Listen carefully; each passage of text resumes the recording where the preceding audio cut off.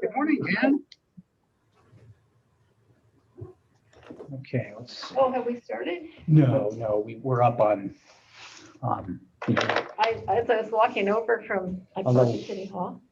So as I was walking over here, I went, oh, it said Zoom. Wait, am I supposed to be home and doing this on Zoom? No, So, Robert is on Zoom, by the way. So, yeah, he decided not to Robert, end. and good. Okay. Yeah, I wasn't sure how that would work. Yeah, because he's all the way up there in Columbus. right. All right. Well, thank you for the staff report. I really enjoyed it. Oh, good. I'm a wonk. I like all that stuff. You might, I'm gonna take this off, is that Yeah. okay? I'm totally vaccinated, but I try to wear it when I'm just walking around the downtown and that's kind of messaging a little bit, you know, and being Right. considerate. How you There's the doing? messaging piece of it, although when you're indoors is the time to wear it, I guess, but we're all vaccinated, right? I So we're know. all very low risk of, The evil Delta is trying to Transition. mess up our lives again. yeah. Okay, so Barbara, it is 11 o'clock, so we should probably be ready. Are we ready to begin the meeting? It said it's recording, right? So, You're good to go. You Is are there- good to go. It looks Where's like the reason- everybody's here. camera's over there. Oh, okay. And that's why I can pull this closer to us so we can reach the controls. That's not going to interfere with anything, right? Camera used to be over there. Yeah. I know, I guess they changed it this morning. That's all right. All right, so we'll go ahead and call this meeting to order. And first order of business is to roll call. Yes, Mr. Enns, Here. Ms. Marks, Here, Mr. Burbo, Here. you have a quorum. All right, well, then we will proceed to the flag salute. I don't know that we have a flag here. Internet flag. Okay, there we go. We have these requisite. Very All right, good. please join me in saluting our nation's flag. I pledge allegiance to the flag of the United States of America and to the republic for which it stands, one nation, under God, indivisible, with liberty and justice for all. Thank you. okay. Okay, so at this point in time, do we have any public comment for matters not on the agenda, but under the purview of the executive committee? At this time, if a member of the public wishes to make a comment, you may press the raise hand button found at the bottom of your screen. Or if you're on the phone, you may hit *9. I have no public comment for matters not on the agenda. All right, thank you. Then we will go ahead and move on to the next item on the agenda, which is our consent calendar or consent agenda, which consists of the draft minutes of our July 7th executive committee meeting and our July 14th full board meeting. Does anybody have any corrections on that or anything? Any comments? I Okay. didn't know. If not, we will see if there's any public comment on the consent agenda items. Okay, if you wish to make comment on the consent agenda, please hit the raise hand button found at the bottom of your screen, or if you're on the phone, you may press *9. I have no comment for consent agenda. In that case, then a motion is in order. So moved. Move approval, I assume. I move approval. All right. We have a second. I'll second. Okay, we have a motion and a second. Can we have a roll call? Ms. Marks, Yes. Mr. Enns, Yes. Mr. Burbo. Yes. Motion passes unanimously. Okay. We will now move on to item 7, staff report from the interim executive director.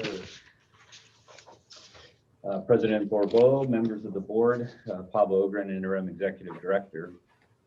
And a few points to cover in this initial staff report to your board, to your executive committee. And the bullet points that I provided in the background, I want to just run through real quickly. And especially on the new employee orientation, I want to thank Barbara and Cheryl and Emily and Kelly and Patty all for a warm welcome.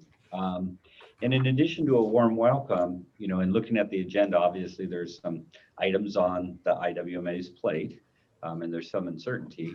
And I just wanted to really compliment the staff on their positive responses as we started to initiate some, really challenging discussions about the future of IWMA and recognize them for, really being supportive of recognize everything that we'll be facing.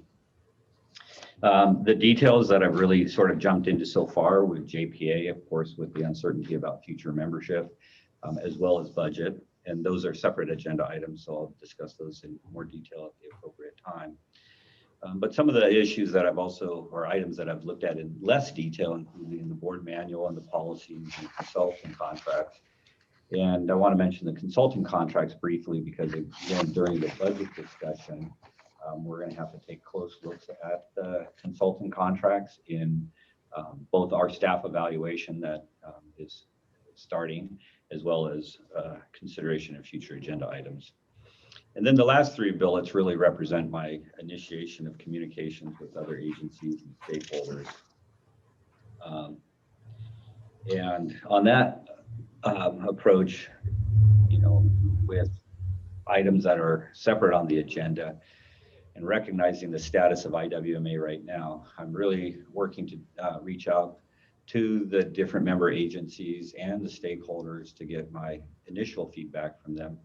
But I also anticipate that there's going to be, there needs to be more coordinated discussions as we move forward, coordination discussions with city managers or city staff, also coordinated discussions with the special districts because, our local agencies have different makeups and stuff. And so I'm envisioning, sort of those staff discussions, semi-formal discussions on a number of different levels.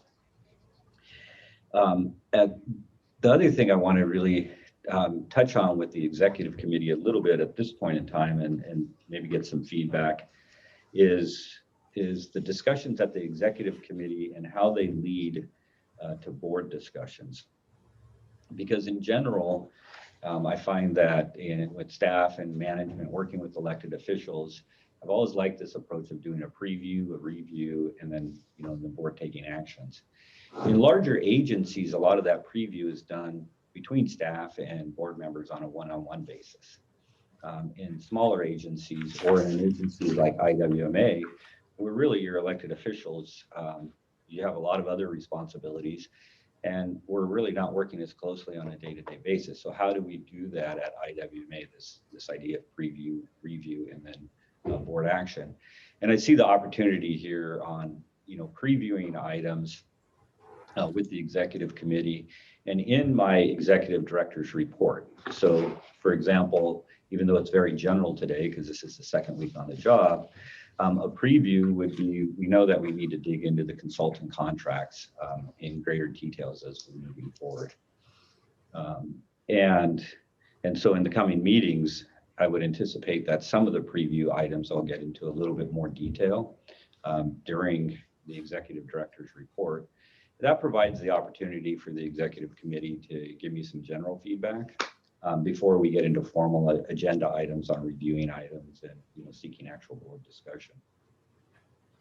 And I think that not knowing the dialogue as the executive committee and the prior executive director moved into actual board meetings, I gave it some further thought, and I like an approach that's similar to staff recommendations on an item when we're talking to the board, and then what the executive committee's recommendations are.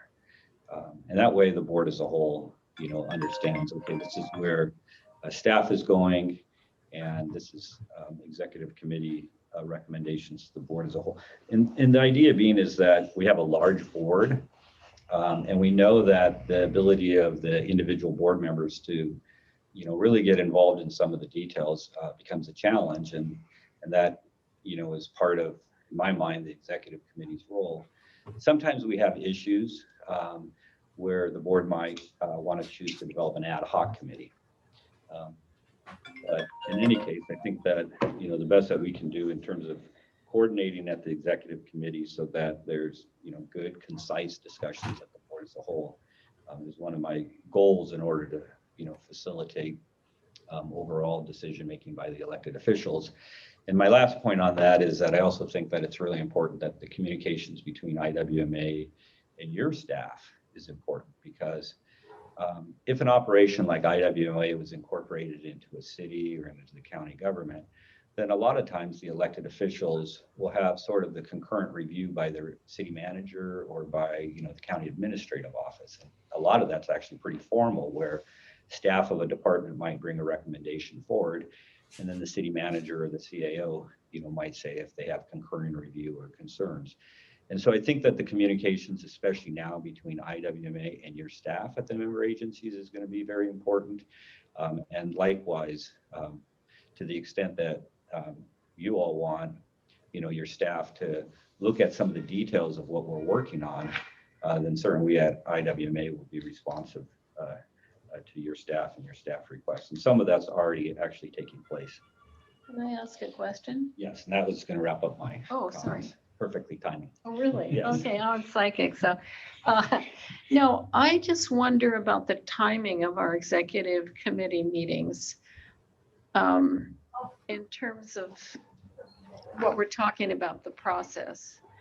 Now, I have to confess, because San Luis Obispo City Council meetings are the first and third Tuesday, to be fully prepared for the executive committee the next afternoon is a bit of a scramble for me, but I can do it. So I'm just wondering though, from your point of view, is there enough time between the executive committee meeting and the board meeting to process everything?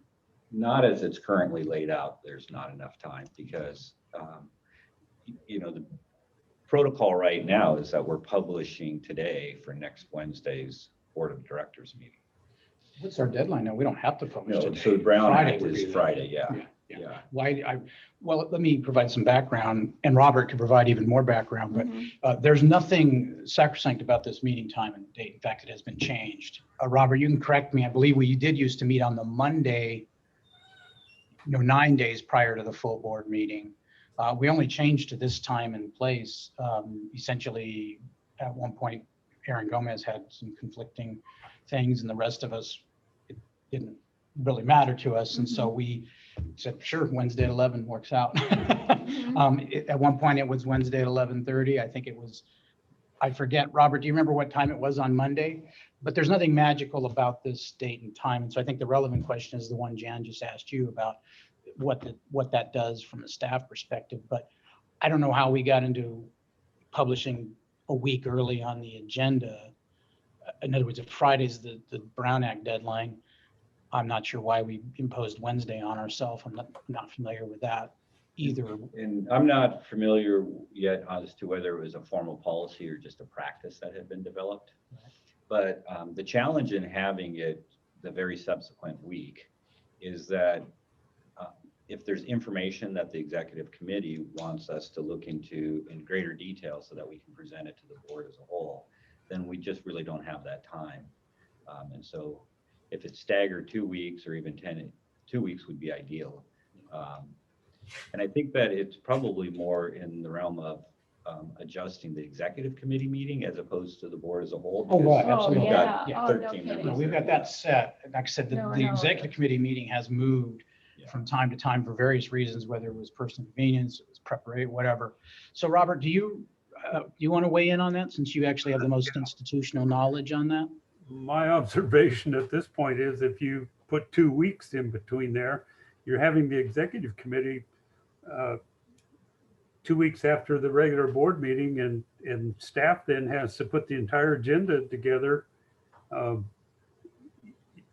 It just seems like there's not enough time for staff to go do their work. They're going to be busy trying to create agendas and so that the executive committee can read them. And then the only thing I think we need to do is have enough time that if the executive committee makes a recommendation and it wants to change the board agenda for some reason, we need enough time to post it.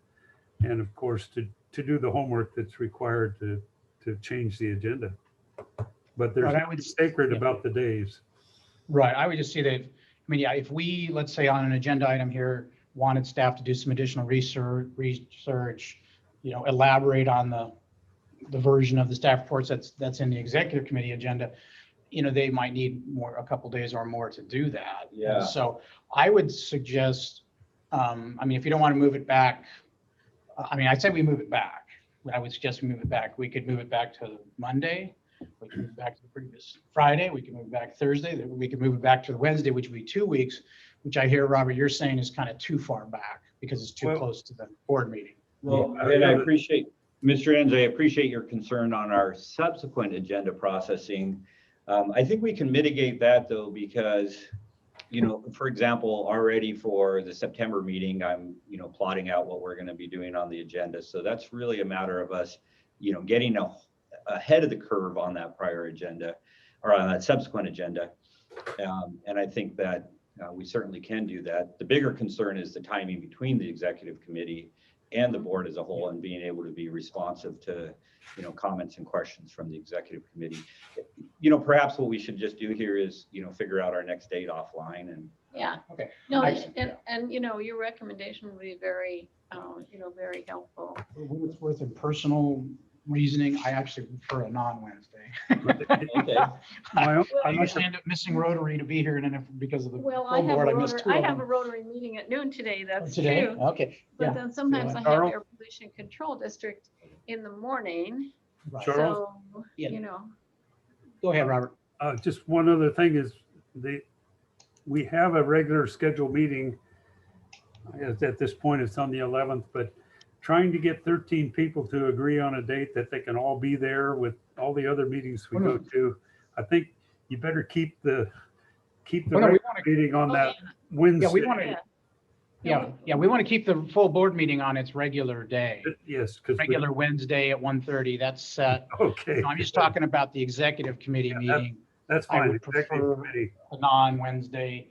If we're going to move it anyway, Yeah. I would prefer a non-Wednesday. I think Jan would prefer a non-Wednesday. So I think we're just talking about the executive committee. And maybe we talk at the end of this meeting about when we want to.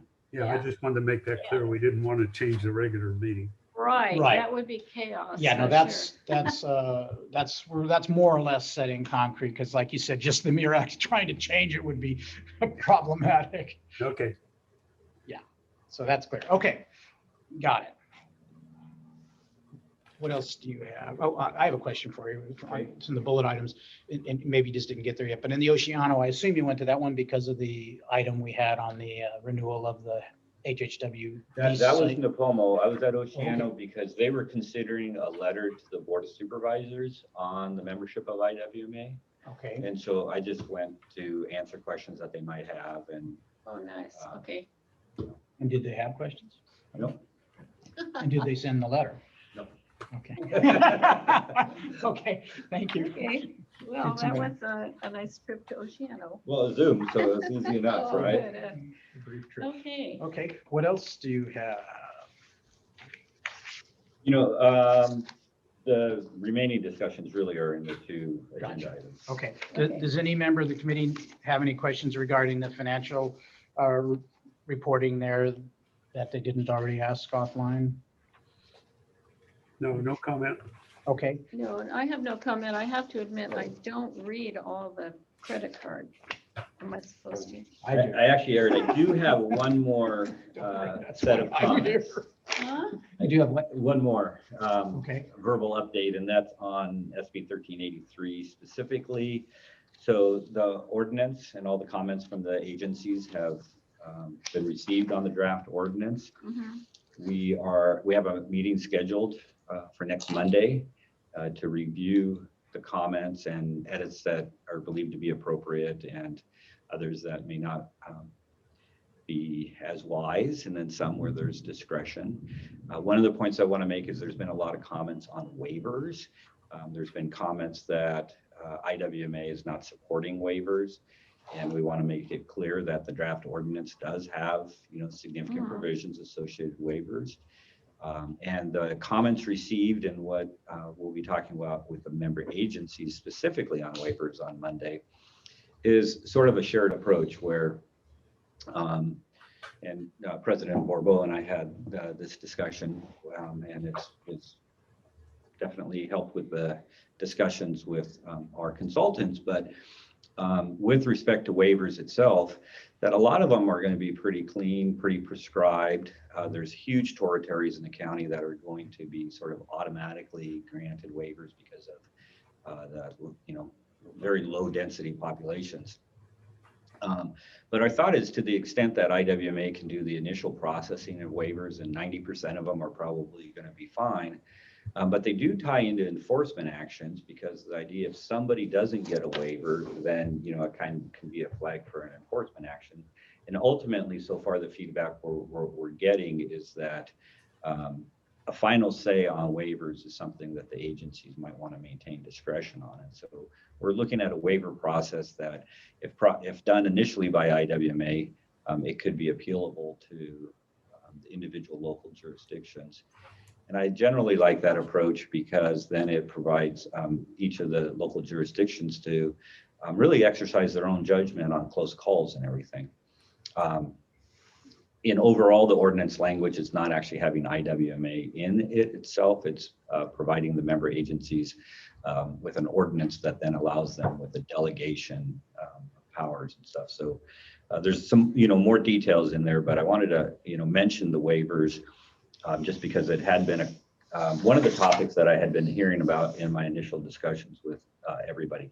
But the status again is that the comments have been received, and we're certainly at that final stage of the ordinance work. And part of the discussions now is that, how far does IWMA and our consultants go with it? Because ultimately the member agencies have to do their own due diligence, Right. And they have to bring them to their city councils. And so we want to be responsive to the member agencies.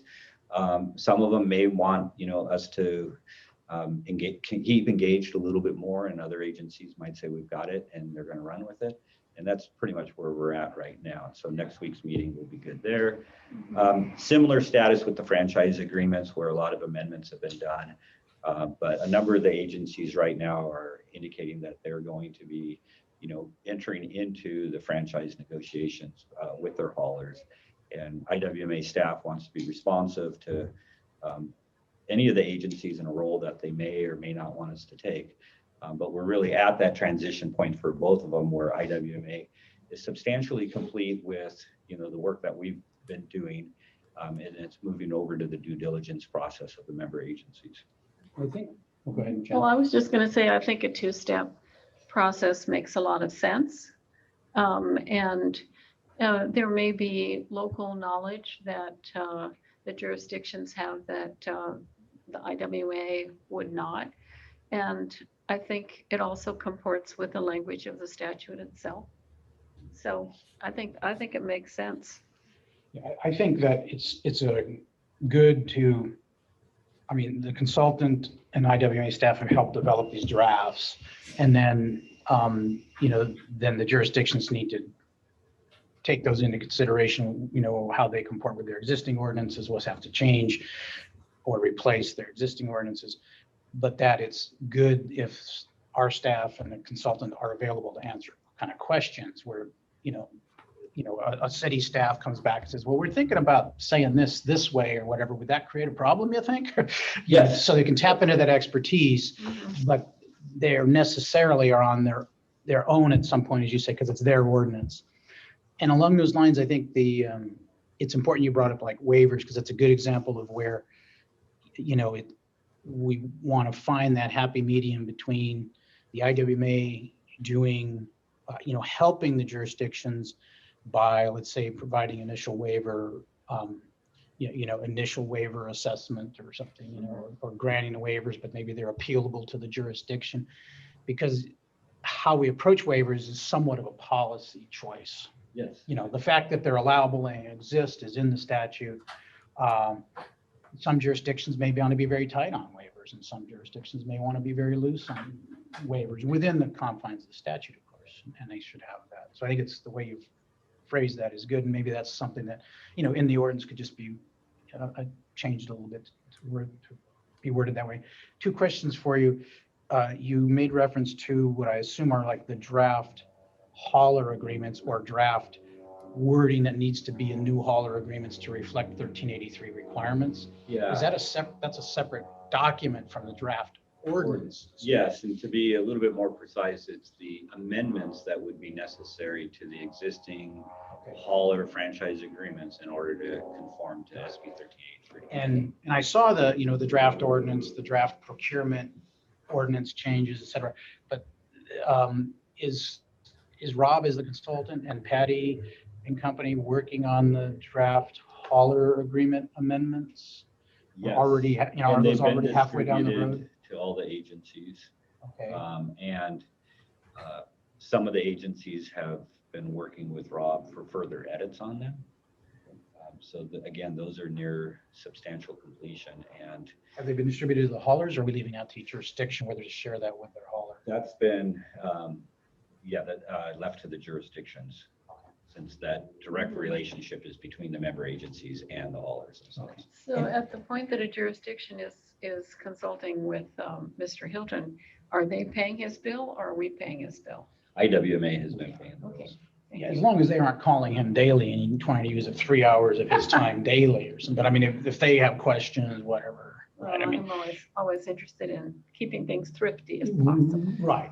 Well, yeah, you don't want to find out that one jurisdiction, Yeah. had used up 25 hours of his time and everybody else used up one. Well, going back to the waiver, I think it's really important that the IWMA gets its messaging to the public really coherent and out there, because I had heard that as a rumor that the IWMA wasn't going to accept waivers or do 100% enforcement. I had heard that from a couple of different people in the community, not just in the city. And so I said, well, I don't think that I'm gonna have to check on that. I don't think that's the case, So this, in terms of you're working with staff on messaging, I think it's really important that rumors be replaced with facts as much as possible.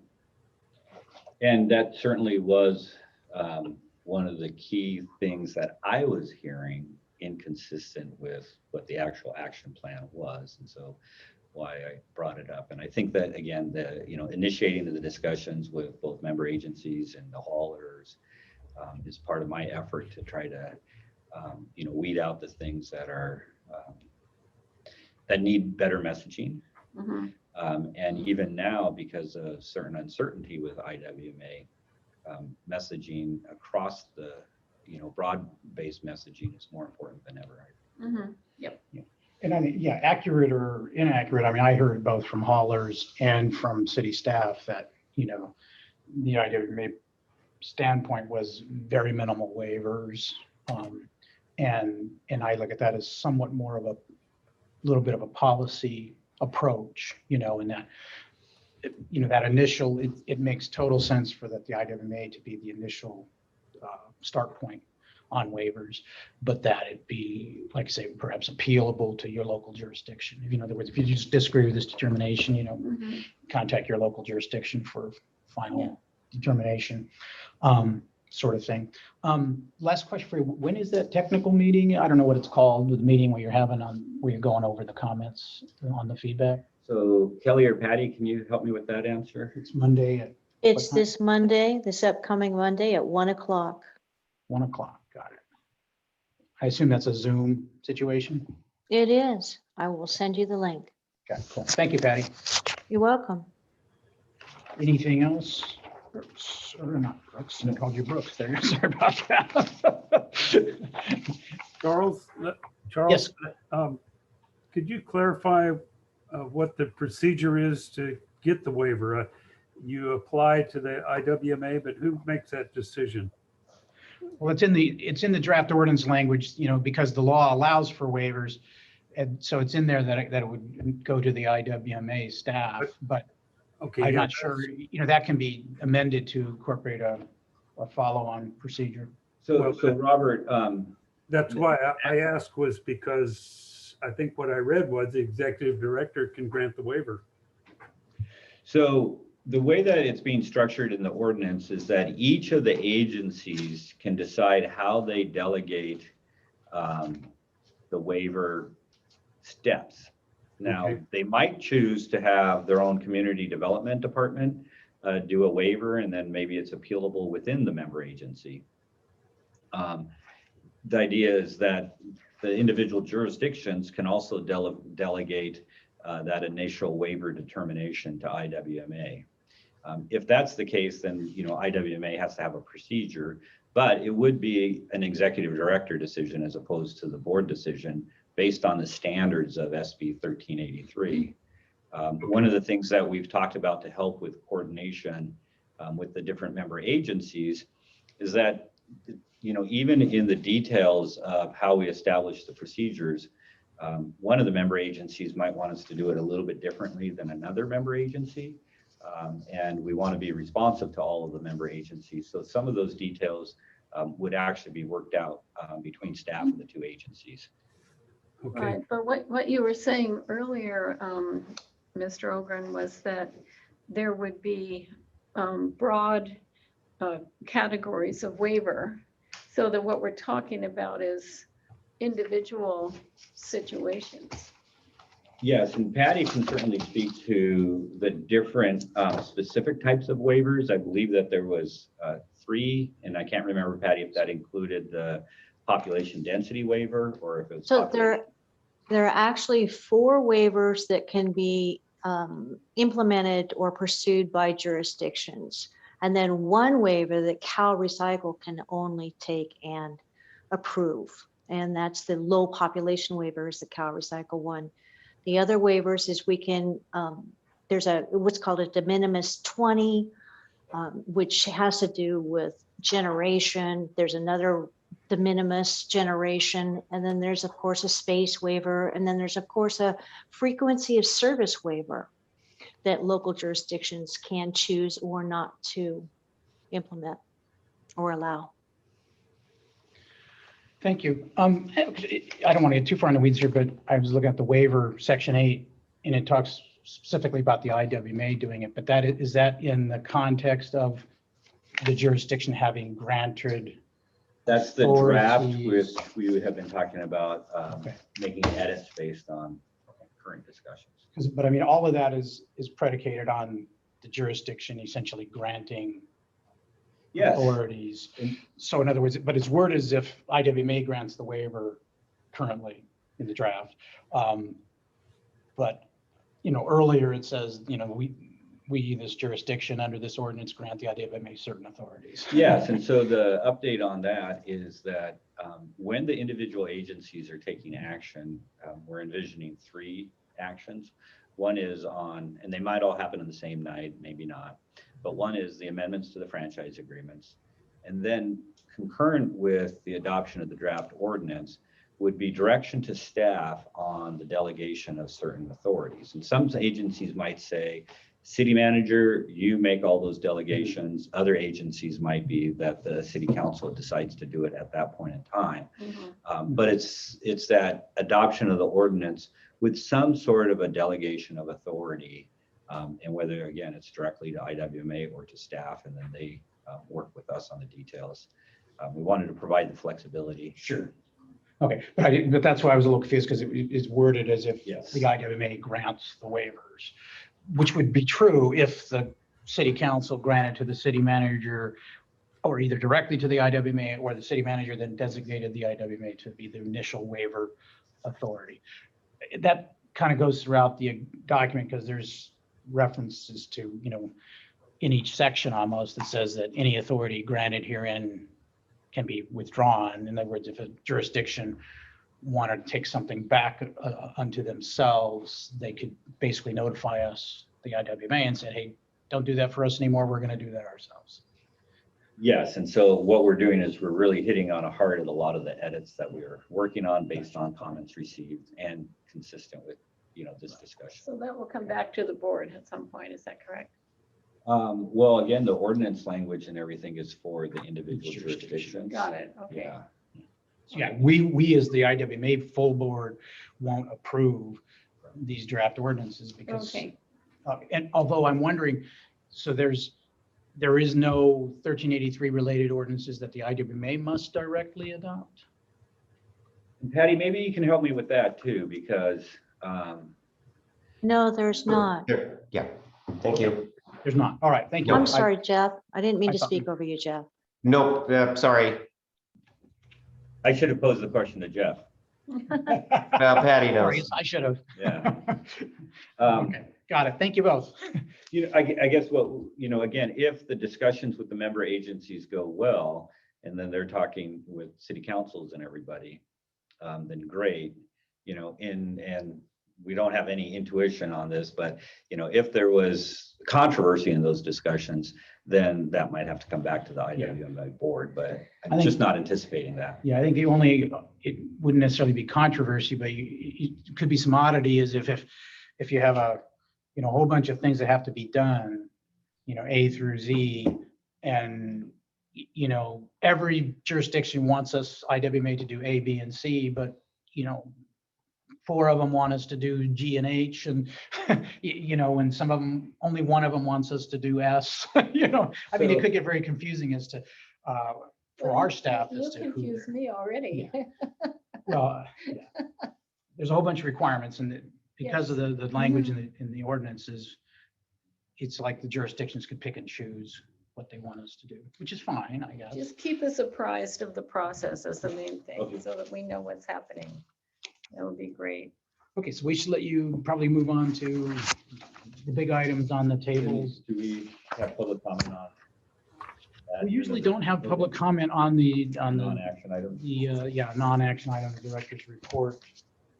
I suppose we could if it prompted any question on the part of the public, but Yeah, I think we'll, at this point, no, let's go ahead and go on and move on to number 8.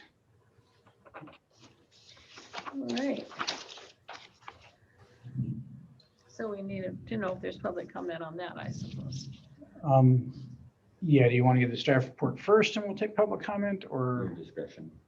Well, let's go ahead and take the public comment first. I mean, in our city council meetings, we normally have the staff report and then, Yeah, And, I'll say that the discussion itself is going to be very consistent with the written staff report. So, so let's go ahead and see if there's any public comment on item number 8 on the agenda. At this time, if a member of the public wishes to make comment, you may press the raise hand button found at the bottom of your screen. Or if you're on the phone, you may press *9.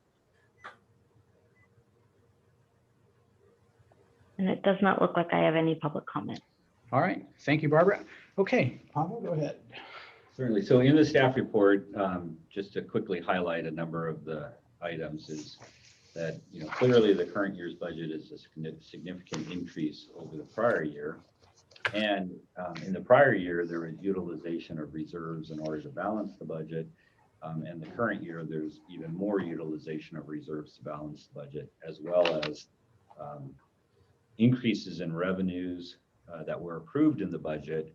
And yet much of that revenues has uncertainty associated with it. It's my observation that the assumption in the budget of new revenues coming in October 1st was not a realistic budget assumption because of the level of activities that would be required of the other agencies. I mentioned in here, we do have correspondence from one of the member agencies regarding the established process that they already have and needing to have the IWMA increase tailored to be more consistent with their existing process. And so part of my upcoming outreach to the city member agencies, as well as the community services district, is what do we think is more realistic in terms of the Prop 218 timing, so that we can do a better estimate of what we think our revenues are going to be. Separately, the increase in revenues associated with landfills fees has some uncertainty associated with it due to the fact that that's reflected in an amendment to the memorandum of agreement on landfill fees. All agencies would have to approve that amendment, and there's uncertainty with respect to that right now. So I'm sorry, because does that mean that the original landfill tipping fee was established via an MOA? Yes. And when that was established, was there any 218 process? So it's not really the 218 process, but the fact that all of the agencies had approved that MOA with a specified landfill fee. Okay. And so to increase that landfill fee requires an amendment to the MOA, which then requires all the member agencies to approve it. And Mr. Minery, I'd like confirmation that I made that statement correct. I see his name. Your mute's on. He's unmuted. Sorry, yes, I apologize. You are correct. You Okay, made the so is statement correct. that to say though that our rate resolution, which I thought addressed both of these, both sources of revenue, the rate resolution relative to landfill fees was not the appropriate place to put that? No, we did it correctly. There were two items before the board that day. One was the rate resolution, which changed the percentage increase for residential and commercial, and that is established by your board. You have statutory authority to do that. The second one was the tipping fees, which is a separate MOA, and that's between the county, city of Paso, but you don't collect those. But you did that separate. Was a separate item. It was a separate item, and so it was an amendment to the MOA that I forget what You we approved it in form. We approved an amendment to the MOA in form? No, you approved you approved it and reviewed it just in form, but the agencies that are parties to the MOA have to agree to it and sign it. And you're saying those parties are only those jurisdictions that license landfills, which is Yes. Paso and the county? Yes. Now, the original agreement had all the agencies listed on there, and they all signed it.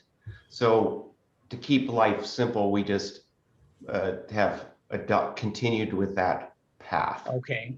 And so, because, what confuses me about that is, the landfills are in the jurisdiction, they're cited in the jurisdiction of Paso and the county, Yes. but all of our haulers take stuff to them. And, I thought in essence that the fee was really imposed almost on the haulers, not, it's not imposed by the landfill or by the jurisdiction in which the landfill operates. I thought it was imposed, by each jurisdiction on its hauler in effect. Correct. Sounds You're right. like- It's a pass-through. It's a pass through, and that's correct. You're correct on all of that. Okay, what I'm confused about then is the status of the approval. Did we, after our board action approving the change in form of the language, did we through staff send this out to all the jurisdictions for their blessing to approve the change in MOA language, or where's it at in terms of process? And you may not know, Pablo may not know, maybe Patty. I don't know. I don't know who's, what would be the appropriate process, and where are we at in it? Okay, Mr. Barbeau, I think I can answer that. Nothing was sent out to the member jurisdictions or the county, that includes the county and the 7 cities, and or anything to the special districts, just to be clear. The reason being is that, as I understood it, each would have to bring it to their own board or council for approval. And as I understood it, the feeling at the IWMA, given direction from the executive director at the time, as well as legal counsel, was that one member, possibly 2, might not be willing to agendaize it and pass it past their board or have it signed off on by their board. So to answer your question, no, it was not sent out at all.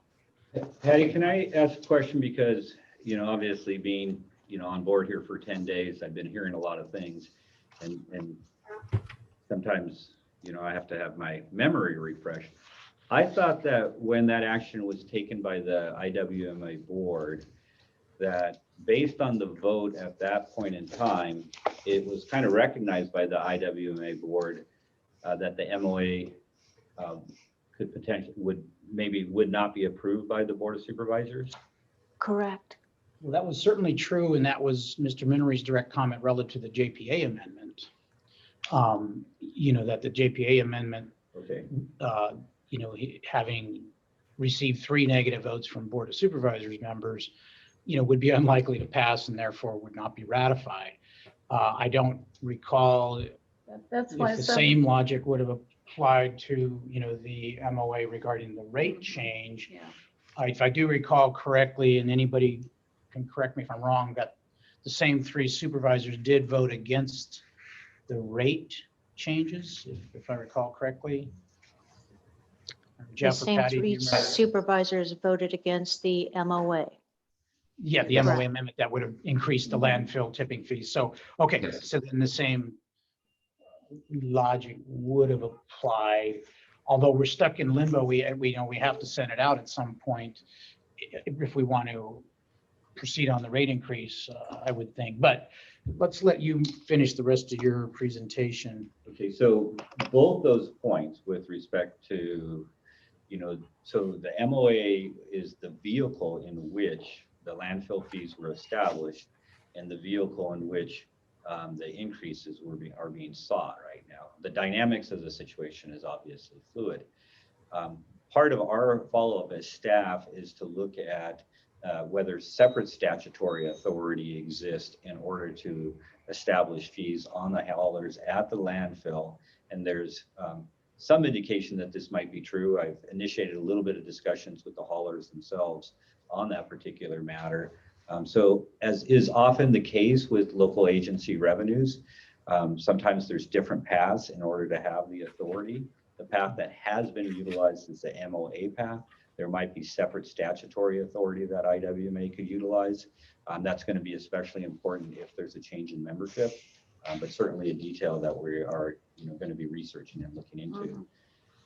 In the budget discussion, in the next agenda item, I also speak to the idea of whether or not, and it's relative to this agenda item as well, whether an action by IWMA that prompts a Prop 218 might be something that IWMA does itself. Because again, we have to do more research on the particular, but certainly underneath the government code and the creation of JPAs, there is some general authority for the member agencies to delegate taxing powers to the JPA. And so more discussions would have to happen with the staff of the member agencies. It's been initiated, but here, the basic idea is that IWMA adopts a resolution and then it triggers, something like 18 different Prop 218 processes that have to be, pursued by the member agencies.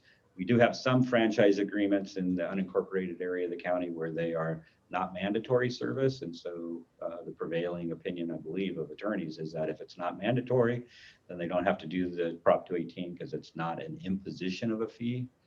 It's just an option. People can take it or leave it.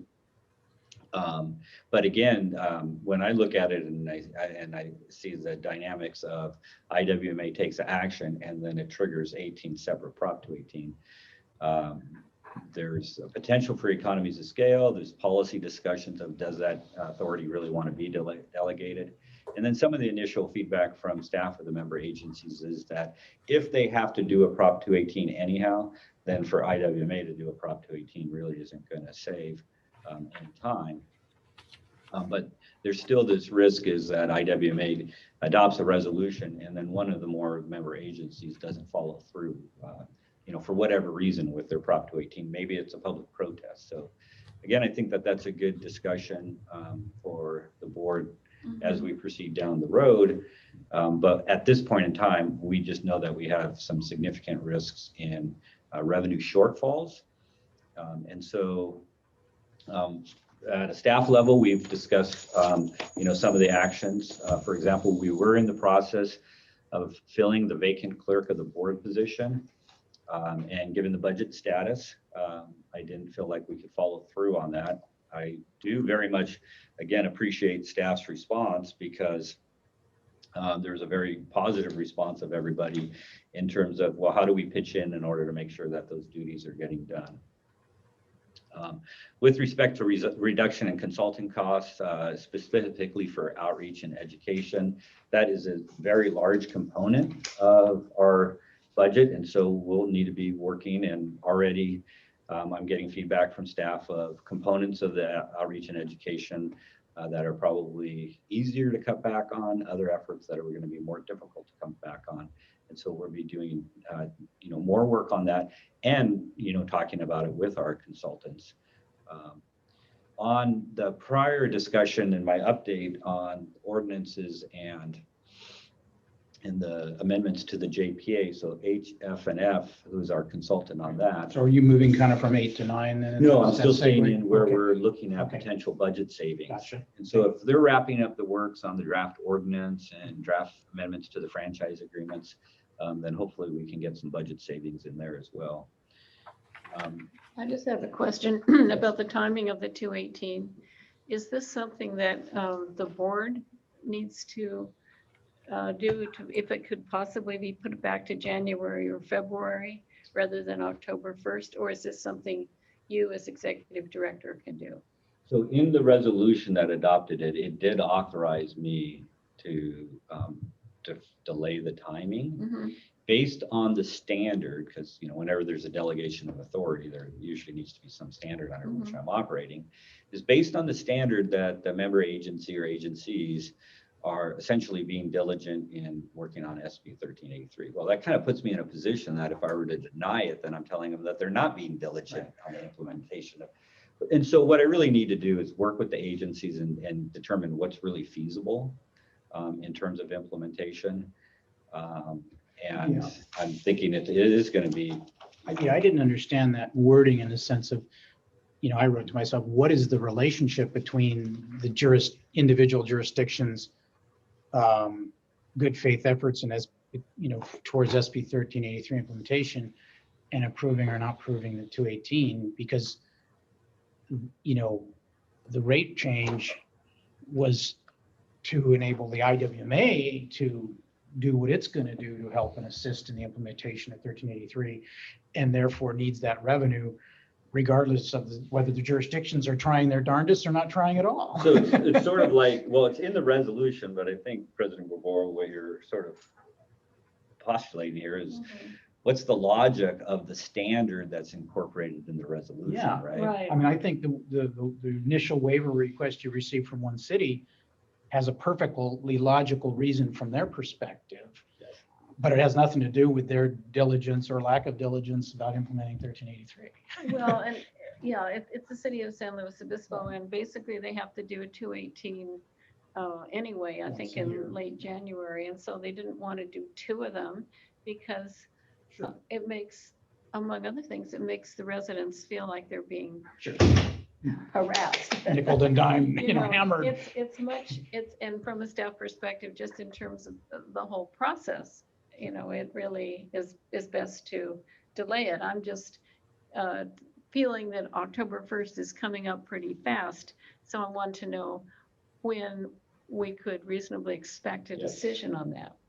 So on both points and going in reverse order, Okay. certainly October 1st is not feasible. Agencies would have to be sending out their notices of Prop 218 like now. Yeah. This week, next week. And then, the logic of the standard of, that I can extend it, if they're meeting their SB 13, even though there doesn't, you're like, where's the nexus there, right?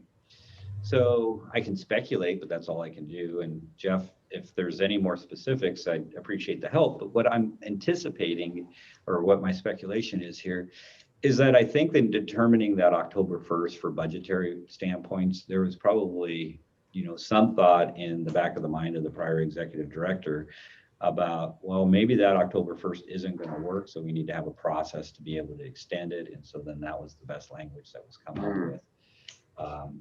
And I don't know, Jeff, if you have anything to add. Yeah, that was my language actually at the end of that resolution, because I was concerned about the ability for member agencies to pull off a 218. That fast. Yeah. Right. My concern though is that their ability to pull it off is one thing that's not really related to their efforts relative to 1383. But in any case, that's what it says. Yes. A little bit of flexibility. Yeah, I think to Jan's question and point though is, in my mind, as a separate body with its own revenue stream at stake, we want the jurisdictions to, generally speaking, to proceed as quickly as possible. Mhm.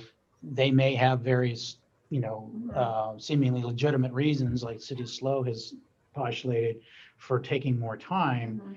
And it is unrealistic, because I mean, I like check with our city, we have a city council meeting next Tuesday, it's not on the agenda. Right. And literally, if I understand the process correctly, we as a council would have to say yay verily, we have to put it out for 45 days for protest, come back, have a public hearing saying yes or no, there was a substantial protest, allow protest, and then turn around, pass it, and wait another, 30 days for it to go into effect, right? So you're talking essentially a 90-day minimum time frame from when you decide to put it on a council agenda. Right. Well, that's the whole point. Yes, and that's why when I immediately looked at that, I was, I've done Yeah, and I mean, Prop 218 since Prop 218 was adopted, and I was like, this is not realistic timing. And, during the next agenda item, again, it relates to both. It really begs as to, what is the best approach for IWMA? Because when we take an action, or when your board takes an action at the IWMA, and then it imposes a requirement like Prop 218, which is significant, and triggers 18 or so additional Prop 218 processes, then the efficiency of efforts and everything needs to be looked at. Well, sure, I think to say that we say something and it generates actions by 18, potentially 18 different 218 actions, that goes against the entire purpose of the IWMA, which is to save staff time and effort in the jurisdictions. But my understanding, Jeff, was that, that this had been discussed as to whether or not the IWMA even had the authority to directly do it. So, I mean, Pablo's got a lot of experience in, CSDs, et cetera. But I thought you'd determined we couldn't just unilaterally do it on our own as the IWMA, because to me, that would be the preferred act of, Yeah, and approach. Jeff and I communicate pretty well, and we didn't touch on this detail, but I don't believe that the IWMA could take on the Prop 218 itself right now, because the JPA, it would require that delegation of taxing authority from the member agencies to IWMA underneath the Cortese-Knox. Right. So you're saying it might be a good idea, but it wouldn't, we couldn't do it currently. Correct. I agree. And then there's another layer, and Jeff, I think my understanding is correct, is that IWA's actions against the haulers is okay, but really what it does is it puts the haulers and the local member agencies sort of in conflict with each other, because if the haulers have to start paying the IWMA fee before they can recover through modified rates, Right.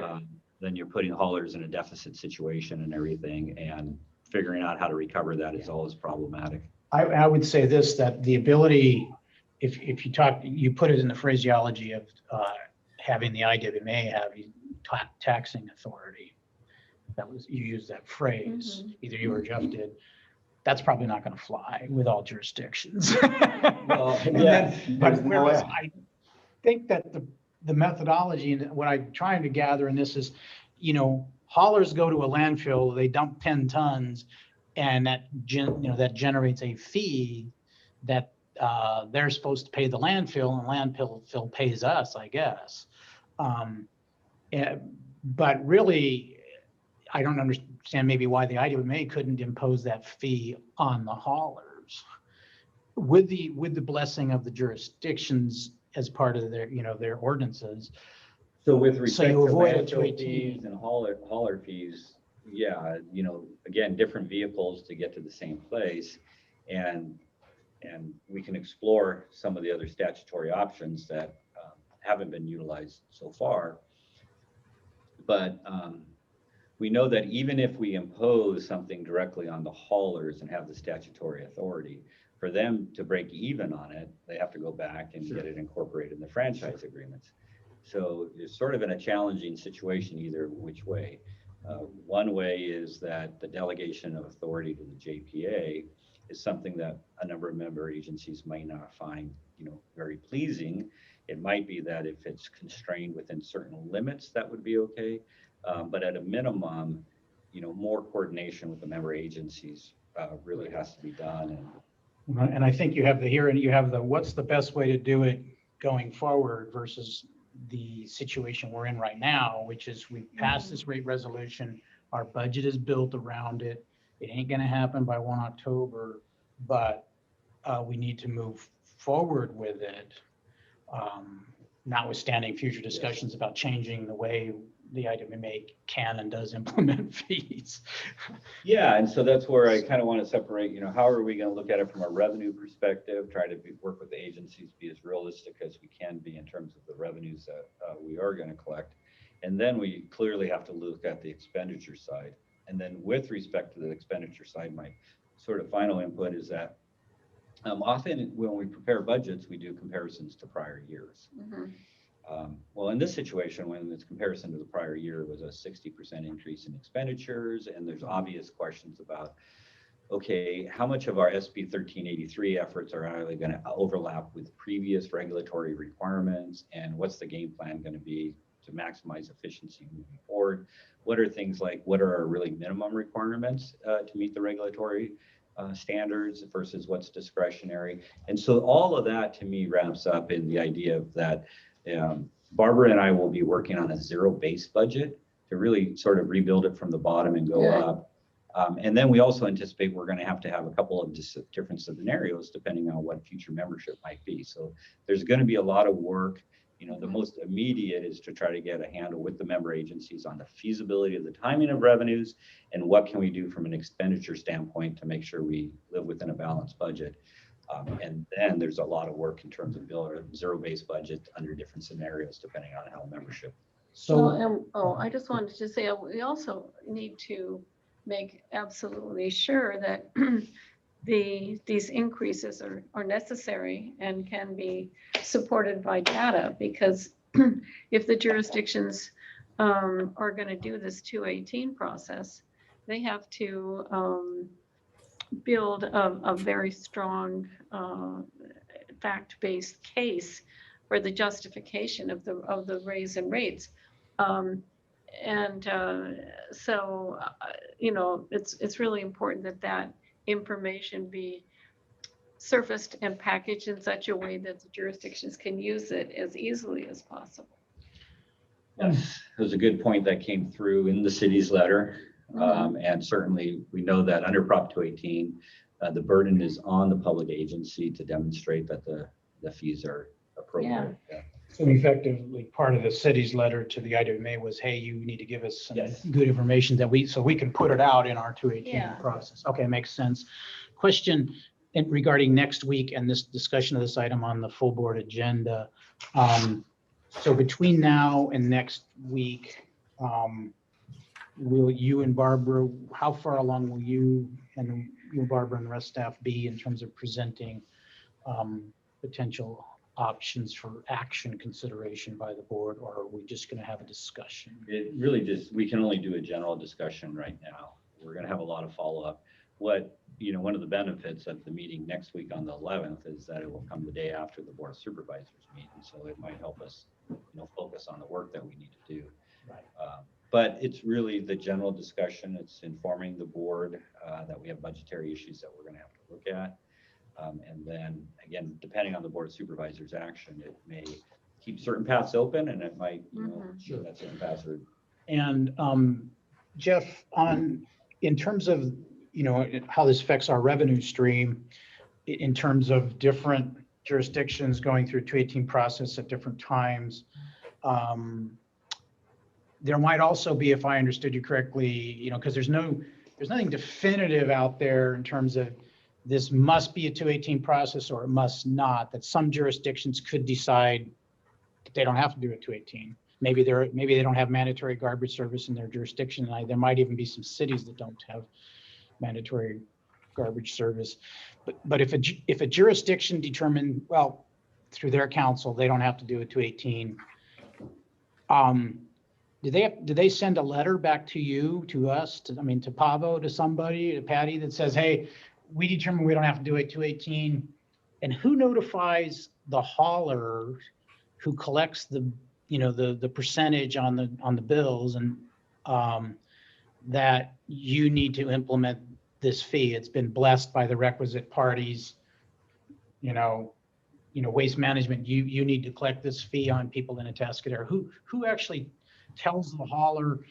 And if there's not a 218, what's the step of the process? Okay, thank you, President Barbeau. I drafted a legal memo and sent it to all the member agencies.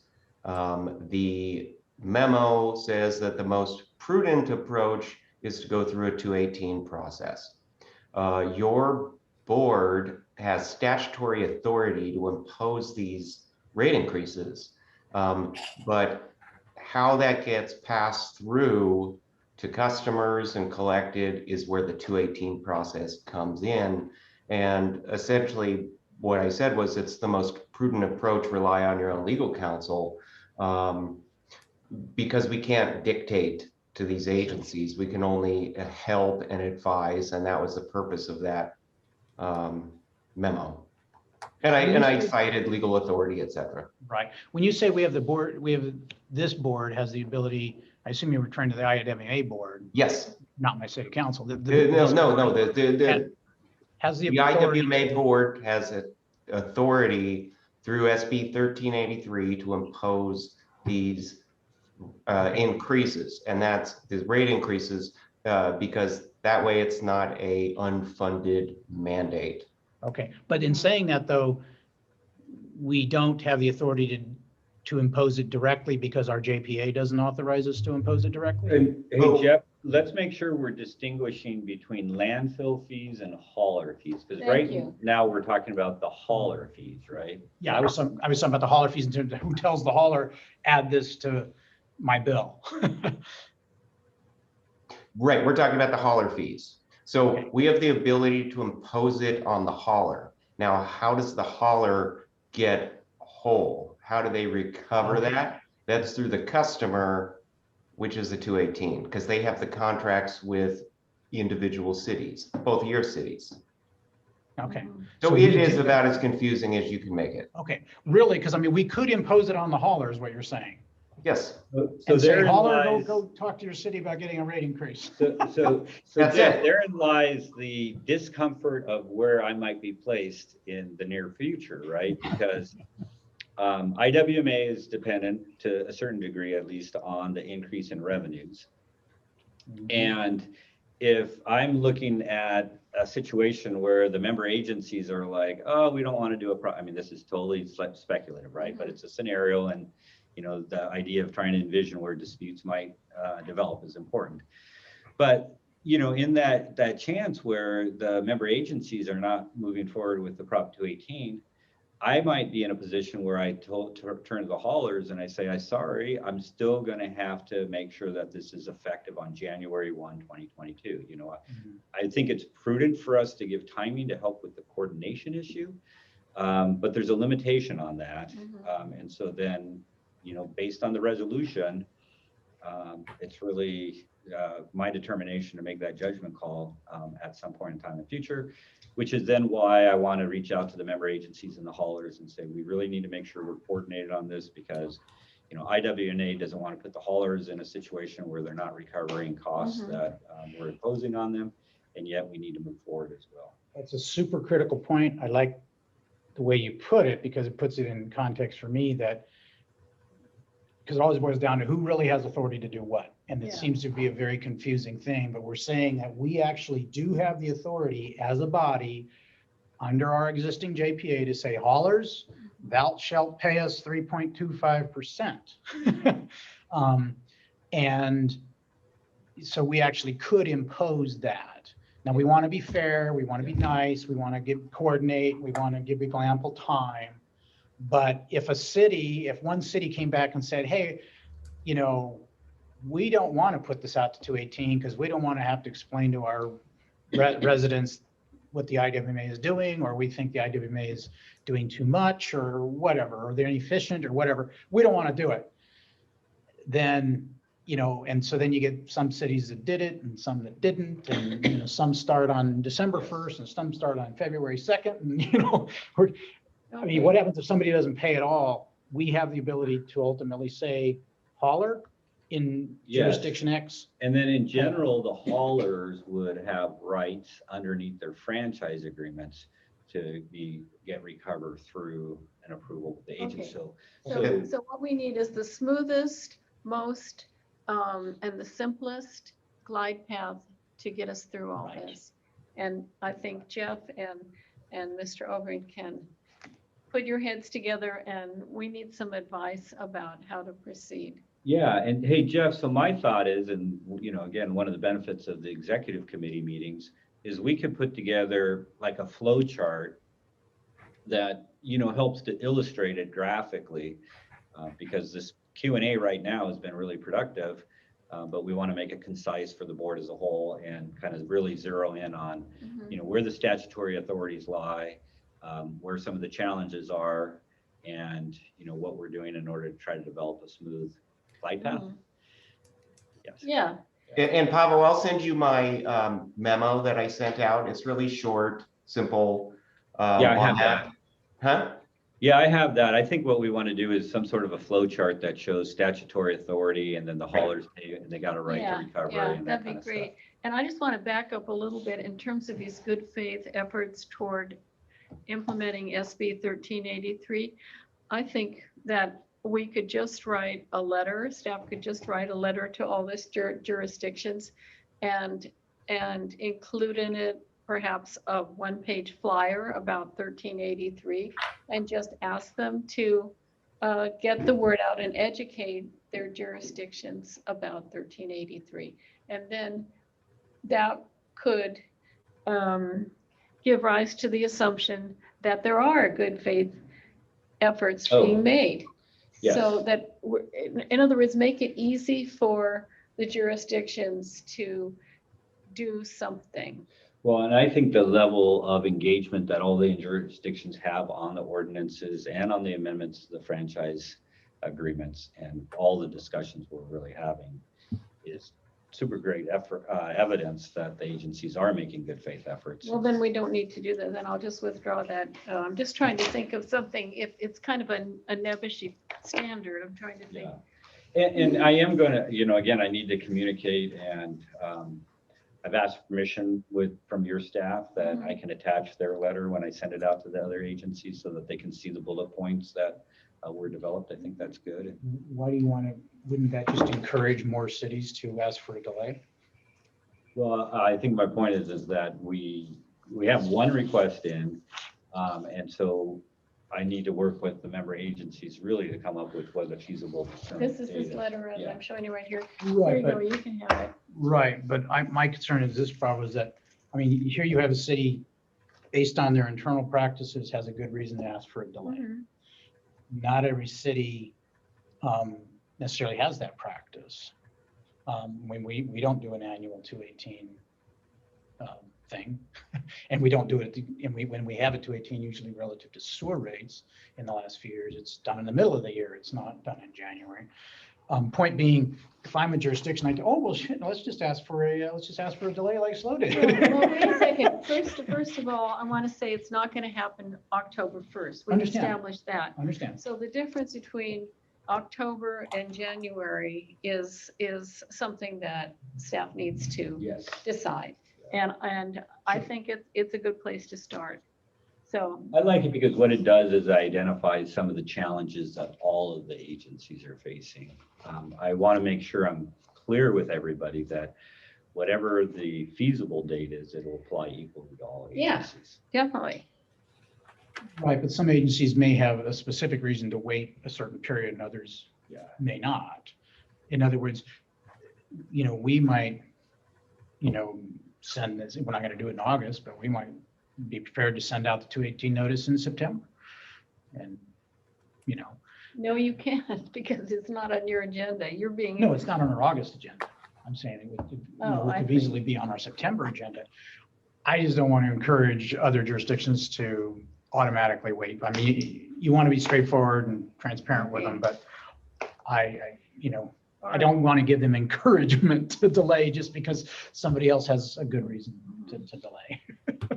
All right, so in terms of item number 8 on the agenda, Robert, I don't know if you have any further input, but are we ready to? Well, it looks like we've crossed over into item 9. We discussed part of item 9, I would say, yes. And here are my comments. We have discussed at the Cayuga Sanitary District about possibly using the franchise fees to fund this, this gap in time. I believe, and if Jan is referring to the same thing, the haulers have a 218 scheduled for January, I believe. And we felt that we could not charge them a portion of the franchise fee to cover the IWMA costs until they could do their 218. And that saves them this issue of having 2 different 218s needing to be done.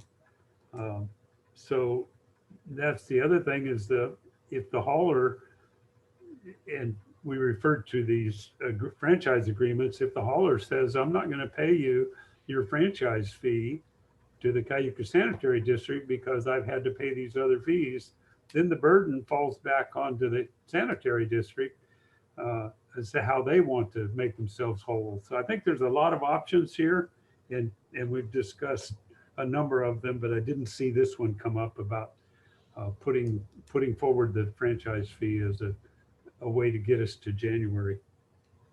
Mr. Enns, I really appreciate that feedback because I do think that that's, technically feasible. Mhm. And the question is, some agencies might be very willing to do that. Other agencies less willing to do it. Our special districts have different constraints on the use of franchise fees as compared to, those agencies with police powers. I'll definitely follow that up in the discussions with member agencies. Again, when I have to make an ultimate determination of when is this going to be effective, it might come down to, well, I can provide some flexibility, but only so far. And therefore, member agencies, it's really going to be discussions with you and your haulers as to, in your situation, Mr. Enns, you're indicating that the Cayuga Sanitary District might be willing to use some of their franchise fees to bridge that gap. Yes, that's correct. Okay, well, thank you for bringing that up, Mr. Enns. That's wonderful. Yeah. To have that perspective. That's very helpful of your board. I don't know, I don't know how many other jurisdictions would be willing to do that. Because they'd feel like in essence, they're taking money out of a city or a district pocket. Well, but you could also just make a condition that it's recovered after the 218 or part of the 218. Yeah. Okay, gotcha. Yeah. Okay, all right, gotcha. So it's a loan. Okay, got it. Okay, cool, thank you for that. You're welcome. Okay, so in terms of this agenda item, it'll be on the board, Yes. full board agenda next week. And then we'll add to it some flow charts in order to provide a good visualization of statutory authorities and sort of the mechanics of how this works. Okay. And will you also add, in terms of people being able to understand the magnitude of the effect? I mean, in other words, okay, if we anticipate this revenue taking effect October 1st, if you made an assumption that it took effect January 1st, realizing that it might be different times for different agencies spread out over several weeks as a minimum, let's say, as to different effective dates. Could you put it in context of, okay, let's say January 1st versus October 1st, what's that revenue impact? Yeah, we certainly can do an estimate of, what the revenue shortfall will be on that. Mhm. I think that one of the points that is, goes along with that, though, is that our other revenues have greater uncertainty associated with them. So it's one component of potential revenue shortfalls.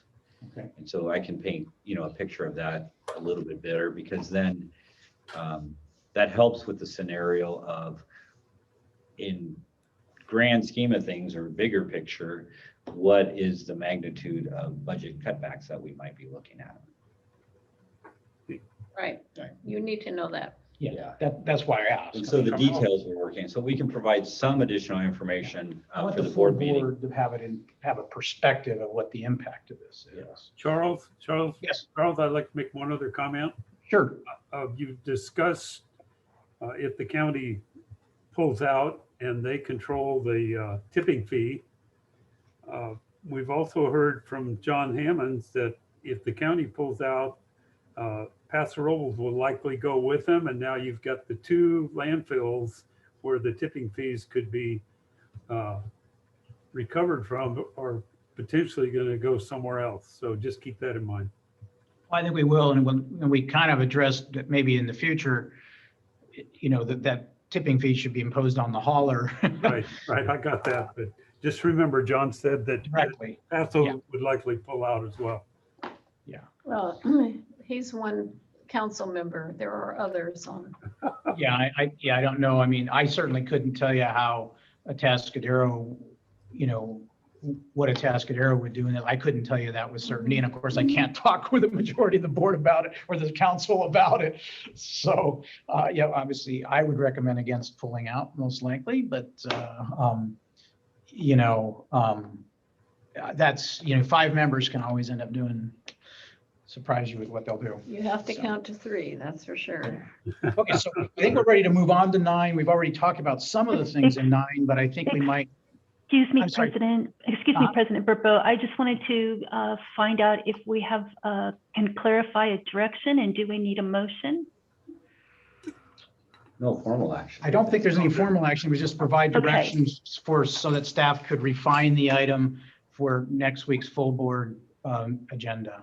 Okay, thank you for that clarification. And I think through our And discussion, we've provided impact. I'm sorry, go ahead, Jeff. President Barbeau, sorry. I just want to make sure how we're doing public comment so we don't miss it.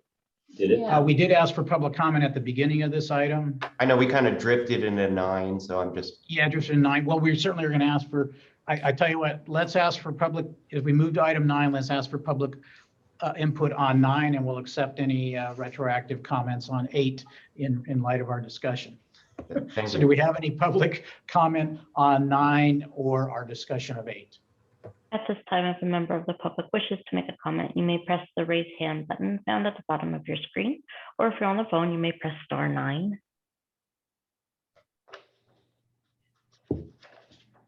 I have no hands raised. Oh, Right. I apologize, 1 hand raised. Okay, Okay, Janine, give me 1 moment. You should be able to unmute yourself. okay. If you go ahead when you're ready, Janine. Oh, board, yes, You have to speak up, Janine. We can't hear you. let's see. There you go. Okay, I've been, listening, pretty hard here. I just hope that we can come to, the resolution of the representative to the from the CSDs to the IWMA. Elected by all member agencies that participate, that they all have a say. So I hope we can talk about or have that on the agenda as well. Okay, it's sort of items not on the agenda, but I Yeah, can that's certainly not- cover that in my executive director's report to the board as a whole.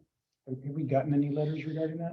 I have some new correspondence. I haven't had a chance to review it yet. Then if you think it's relevant, you could bring that up at the board meeting. Right. Okay, thank you, Janine. Okay, relative to item 9, what would you like to add, Paolo, before we ask you questions? So I think we had, in terms of fiscal considerations component of that particular of item number 9, because of the overlap with the budget, I feel like we've completed that component of item 9 pretty well. You know, the primary item here was to initiate discussions with your executive committee and then the board of directors on, you know, what kind of a process do we want to follow in considering changes to the JPA or other actions, depending on if membership stays the same or if membership changes.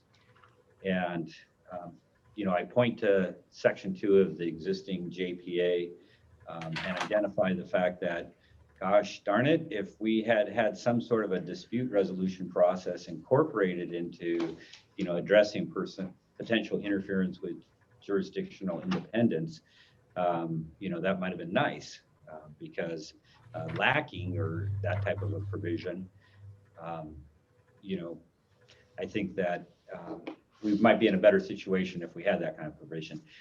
You know, when I reflect back on 1994, and people are putting their arms together and they're seeing, you know, great things to be done and everything, it's not uncommon to not think about disputes.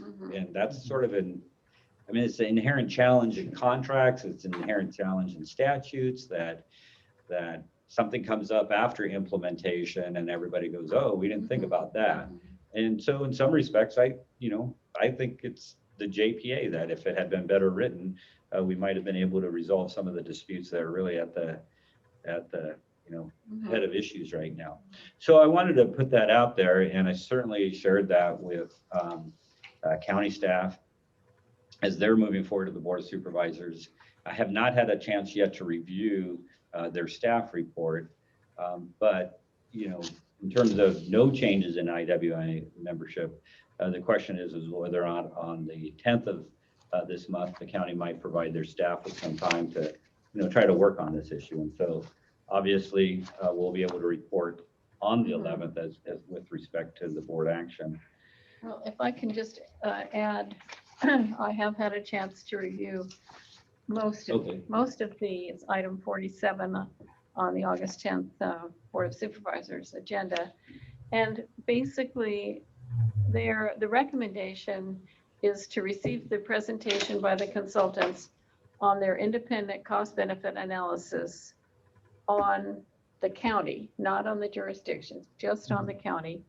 And of the analysis of withdrawal from the IWMA, and provide staff direction on either withdrawal from the IWMA or renegotiating the terms of the Joint Powers Agreement in order to remain a member of the IWMA.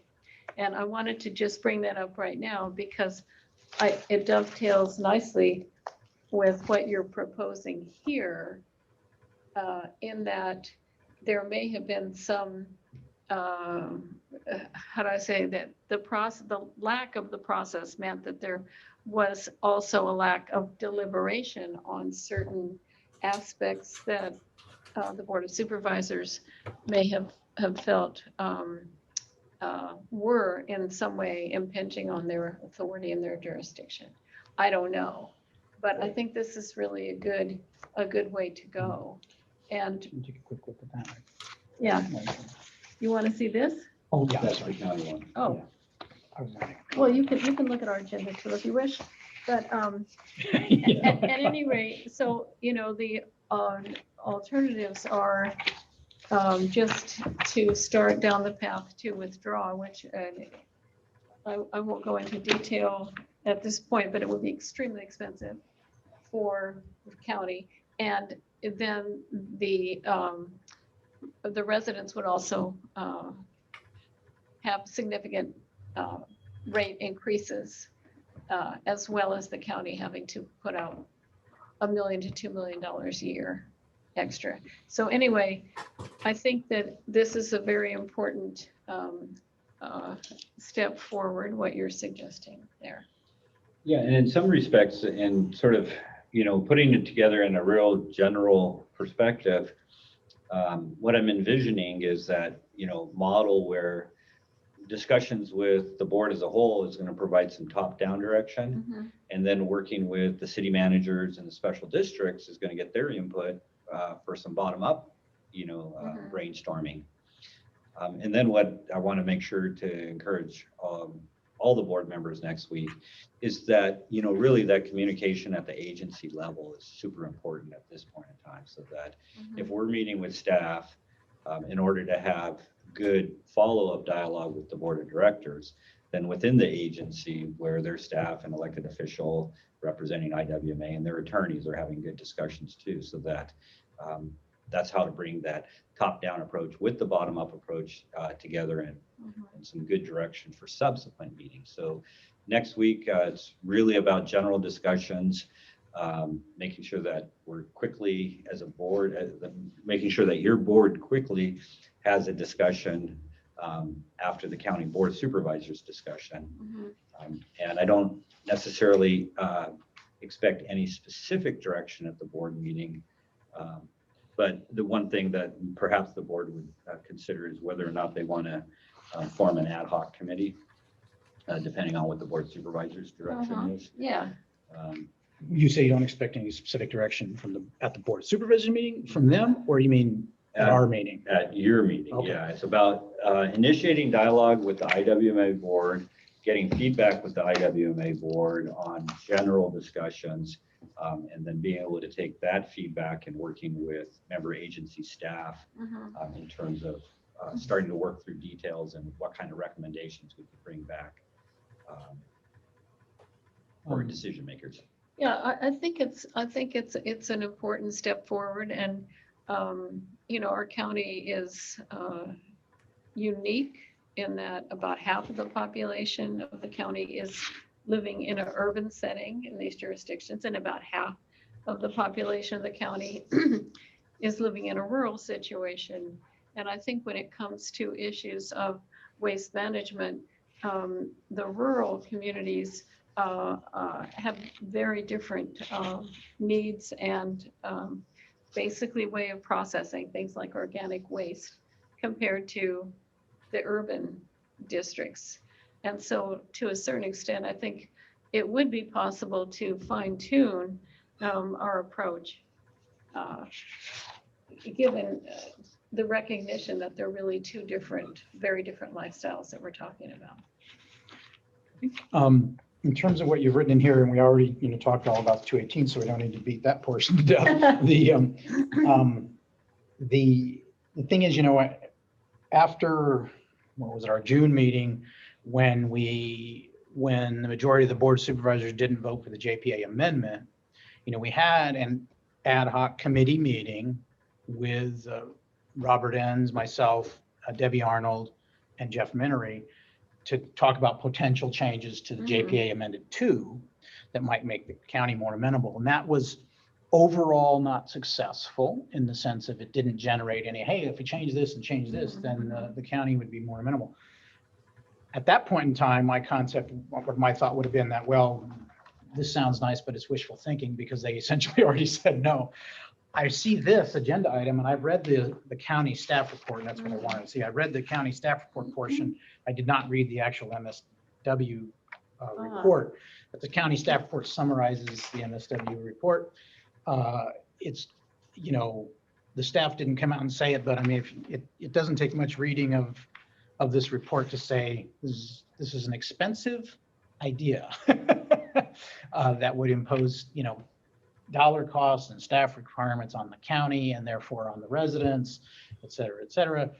I would hope that upon receiving this, that the board members would be very open to the idea of, let's sit down, you know, ad hoc committee of the IWMA board and talk about what's, you know, what made us mad, what we want, and what would be acceptable then to the rest of the jurisdictions, because I don't think the rest of the jurisdictions are all gonna, you know, just say, well, hey, just change it, say whatever you want, and we'll sign on. That's not gonna work either.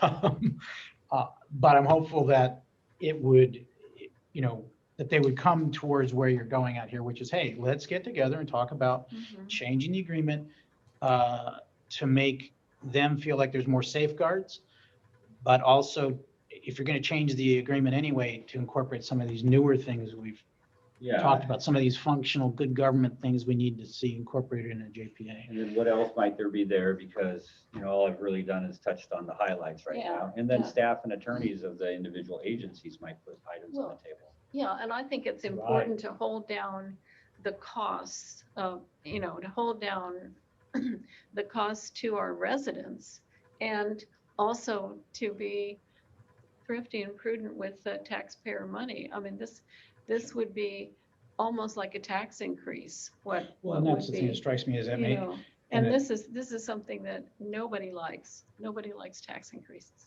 is that So, right? And whether, if you impose indirectly an additional cost on residents just for independence and, some other things like, yeah, but that's still you're still imposing a cost Well, increase. yeah, and we you talk know? about affordable housing and how expensive it is, and then, the cost of utilities is a huge deal. One question I have relative to, to what we're talking about, agenda item 9, and the board of supervisors discussion next week. The thought has occurred to me about going and speaking at that meeting as an individual. Obviously, none of us can speak for the IWMA board, but I wouldn't want to exceed any guardrails. Do you have any advice or comment on that, Mr. Minery, about speaking at the board of supervisors meeting when they discuss this agenda item? I think you have certainly the ability to do that if that's what you want to do. Mhm. I mean, might mention some thoughts as to why things I would hope that they would consider. I don't know, because I'm in my own mind, before even seeing what Pablo had written here, would suggest that the board of supervisors be willing to sit down and talk about. And President Barbeau, I think that's more of a discussion with you and your board or your attorney, City of Atascadero, of how you want to approach that. You have the right to speak, of course, Mhm. but sometimes I've seen individual board members speaking at things like this, and it goes sideways of their own board. So Yeah. it's not an IWMA thing. No, and the other thing is that if we are talking, let's just imagine that the majority of the Board of Supervisors says, yeah, we want to take a pause on this conflict and start negotiating with the IWMA. We don't necessarily want to have the negotiating points out there in public ahead of time. And also, I think it needs to really come from the Board of Supervisors. What kind of changes would make your participation in the IWMA more user-friendly from your point of view? Mhm. And even though the other subcommittee, ad hoc committee failed to come to any conclusion at that point, time has gone on, and now they're facing the actual reality of what withdrawal would mean. And so a lot of the ideas of finding a place where everyone can agree to disagree on this and that, but here is where our commonality lies. Here's where we can really help each other and keep the cost of living down, keep the cost of and be good stewards of taxpayers' money. I think that is a possibility, but I don't want to. I mean, personally, I would not suggest in negotiating anything in public or in public comment, but just focusing narrowly on what is before them. No, I understand. I am concerned that sometimes I feel like they may not even be thinking that there is room for negotiating sometimes. Myself, I'd say, rather hey. be optimistic and wrong than pessimistic and right. So Um, I'm always looking for a way to make things work. In terms of discussing this agenda item at next Yeah. week's full board meeting, one of the things that I, want to make clear, as you indicate in here, if one member withdraws, the others, the JPA still exists, we just one fewer members. But I'd like to see some relevant discussion as to, okay, if an entity withdraws, they're responsible for X, Y, and Z. And what, what their withdrawal, how that would impact IWMA operations. Because we have 12 ordinances out there, or maybe it's 10, when you take away, I forget if we have 12 ordinances or 14 ordinances with the discretionary ones being bag ban and polystyrene. The rest are all implementing state mandated things, but they're all ordinances. Paint buyback, battery take back, this and that, those programs, any withdrawing agency would be responsible for covering those kinds of programs and I want to understand and have everybody understand what the impact of an entity leaving on our operations as the IWMA would be, and what their responsibility as a departing agency would be, whether it's a separate solid waste management plan, whether it's and I don't expect detail, but like bullet points of, if you leave, you're responsible for A, B, C, D, and E, and F. So a couple of points of feedback. The ability to get into some of those details for the next board meeting is, but the idea that that's the kind of direction that we're seeking. Jeff, you might jump in here a little bit, but my thoughts on IWMA expressing to a member agency what their responsibilities would be if they departed from IWMA. Not really IWMA's, area of, it's really up to that independent agency to determine what their responsibilities are, and they've got to do their due diligence if they choose to withdraw. It's in here if you read the consultant. I would hope that they've addressed It's it in here, in their but report. what is not, I'm sorry, I'm sort of. But the jumping. idea of how might that affect IWMA operations and those different scenarios aligns with the idea of working with staff, developing that zero-based budget, looking back at our, regulatory requirements, and what are the scenarios that we might be looking at. So I think that is 100% consistent with what we are envisioning working on. You're Yeah, saying and doing the the other, first part of my question is not could, but the second part yeah, in terms of how it impacts our operations. but the missing link is how does it affect the jurisdictions? How does it affect the CSDs? How does it Yes. affect the smaller cities? And that's something that the MSW report did not focus on at all. It just narrowly focused on the effect on the county. And so I don't know how we can get that data, and it certainly would be difficult to get it before August 10th. But I really feel that there's potential negative impact to the individual jurisdictions that go beyond the IWMA, so that and we need to know about that, and the Board of Supervisors need to know about that before they make a decision that might end up being more costly than even is imagined in this report. Well, exactly, because if this, I haven't read the MSW part. Yeah. My concern is that they are looking at county. If the county could make sense of it to leave, what impact does that have on the CSDs and the cities that are that are all their constituents as well? We're in the county. Yeah, we're all their constituents as well. Yeah, And yeah. so it's like, okay. Well, so to sort so of my- the way I see it is certainly we need to evaluate what its impact on IWMA operations. Mhm. Certainly, we can't advise the member agencies on what the due diligence is that they have to undertake. Mhm. But there's always that gray area in between too. And especially well pointed out on special districts, because the special districts are like, well, we're in the unincorporated area. We don't have police powers. What does that mean for our jurisdictional and helping them? And I think that in terms of the formality, we have to be careful. But again, as IWMA staff and I know that Jeff and everybody is that when we're dialoguing with staff of the member agencies, we have a lot more freedom to be flexible and talking about, hey, are you considering this and are you considering that? And we want to be responsive to everybody. My point is, it's not to say we want to talk about these impacts on member jurisdictions because we want to push a policy outcome. Is to say that, okay, this is a major issue.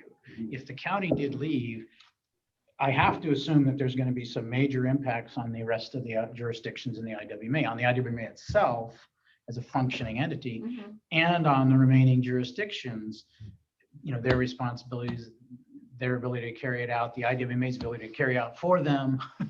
And so to me, it's all very relevant.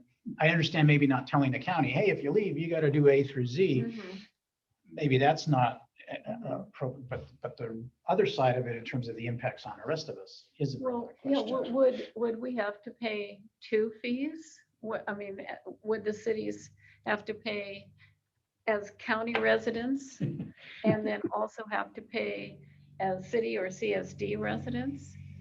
And so I think Would- staff would they be discussion taxed and double? legal I mean, this is not my discussions. area of expertise. It's just a question. Yeah, and How so, expensive would it be for the average resident? and so I think that if we as IWM staff and legal counsel are doing a good job with the member agencies, then those questions are discussed so that when staff, brings a discussion to a city council and says the county, if the Mhm. county chooses to withdraw, then, the county has chosen to withdraw from IWMA. And so then city staff is bringing a discussion to city council. And if at staff level, we've coordinated with them and legal counsel have coordinated. So everybody really from a staff perspective Mhm. has a good common understanding, then that enhances city staff and their ability to be able to advise city councils.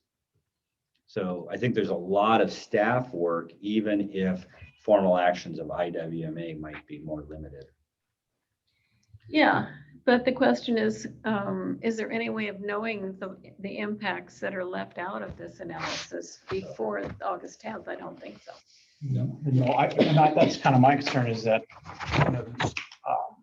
I think this is a pretty powerful Mhm. document in the sense of pointing out some costs, Mhm. extensive Mhm. costs, but it doesn't even address some of the concerns you and I are talking about.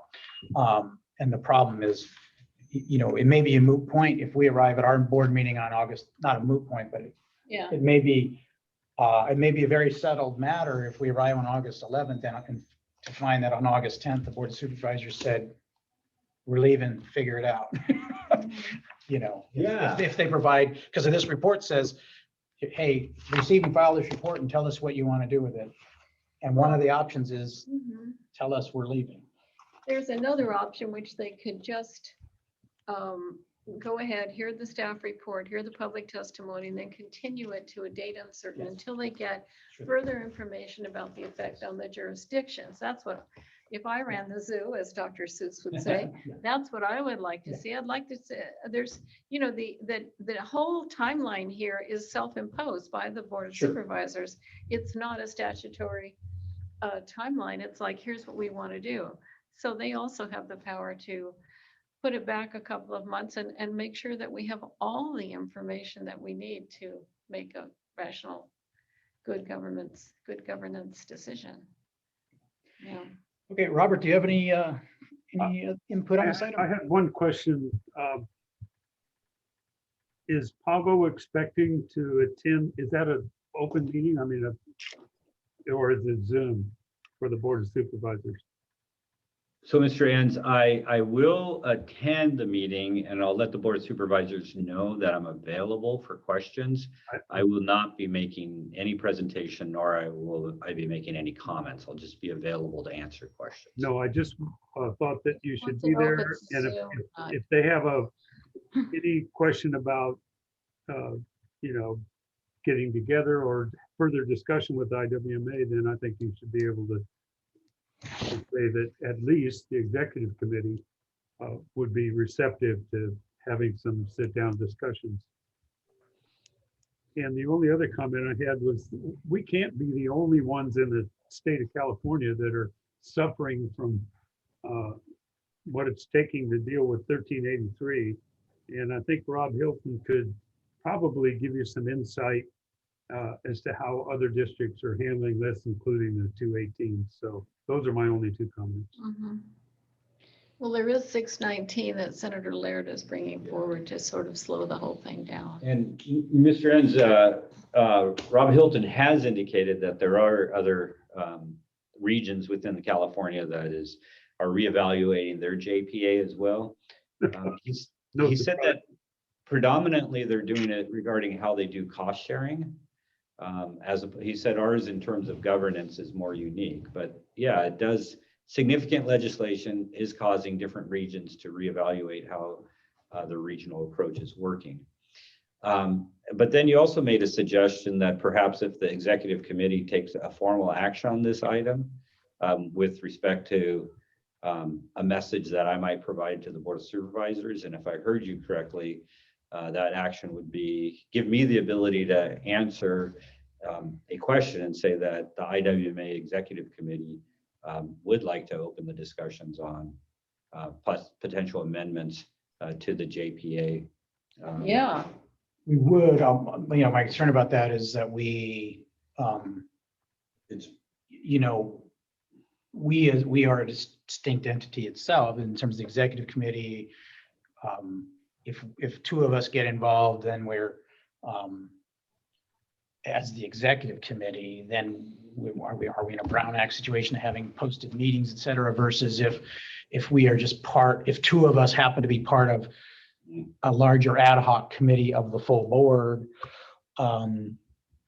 I think the point Robert's trying to convey is you convey, that you would assume there's a substantial willingness on the part of the board, of the IWMA board, to sit down and have discussions with the county on. Plus, your recommendation from the executive committee would really be to the IWMA board, Right. not to the Board of Supervisors. Good Right. point. You could say that the executive committee, since full board doesn't meet until next Wednesday, has recommended that the board be more than willing to sit down mhm, with the county, Yes.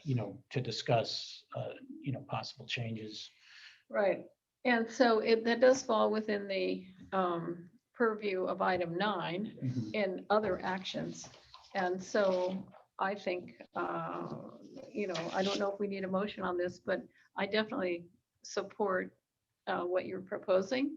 And I think in terms of other actions, to take a fresh look at the JPA would make a lot of sense, especially in light of what's being considered on the 10th. So, normally, I agree, formal action is usually not necessary. Given that, the sort of the significance of the issue and my attendance at the Board of Supervisors on the 10th, a formal action actually might be beneficial, because then I could be able to portray that the executive committee has acted and that their recommendation to the entire IWMA board, shall be Okay, however. you So so should we choose. put that in the form of motion that the executive committee, moves that you be empowered to convey that our recommendation to the full board is a willingness to sit down with the county reps, whether that be supervisor, staff, whoever, in an ad hoc committee that we're very open to possible changes in the JPA. I think that sounds like a well-worded motion. Okay. Sort of rambling. Is that okay with you, Jeff? It's a motion. I like it. Okay. I'll move. are you moving it? Yes, I'll move that then. Okay, since I'll I said second it. it. I'll second it. Okay, can we call the roll on that? Robert, did you understand that? Yes, I'm with you. Okay. Let's go ahead and let's call the roll on that motion then. Mr. Burbo, Yes. Ms. Marks, Yes, and Mr. Entz. Yes. Okay, motion passes unanimously.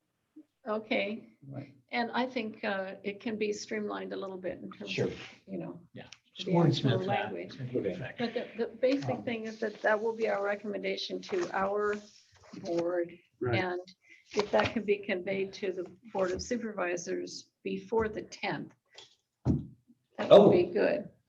Yes, I can get correspondence over to Mr. Diodati so that he can incorporate it into his verbal staff report. Okay, That makes perfect sense. that'd be great. That'd be great. So that's at least in the hopper, so they don't, they don't feel like we're saying, okay, show off, And then I think Robert was kind of asking this, but is the Board of Supervisors meeting next week? Is that a physical meeting or is that still just a Zoom meeting? It might be on the agenda that. No, that's just That's the- item yeah, this is 47. item I 47. didn't, I Not didn't the- print It's not the whole cover sheet thing. for the whole thing. I can look it up because, if it's a physical, that I might come down. Although. If I might, President Verbo, I think the Yes. plan is to do it as a Zoom meeting, but if you wish to be in person, we can definitely accommodate. No, I mean, I'm talking about the Board of Supervisors meeting. Oh, sorry. Yeah, they're in person now. They are. Okay, good to know. Thank you. Thank you, Barbara. Okay, so that's item 9, I believe. What did we have? Did we have an item 10 here? Yes. Future, I think there's future agenda items. Right. Which is the full staff, the full board agenda for next week.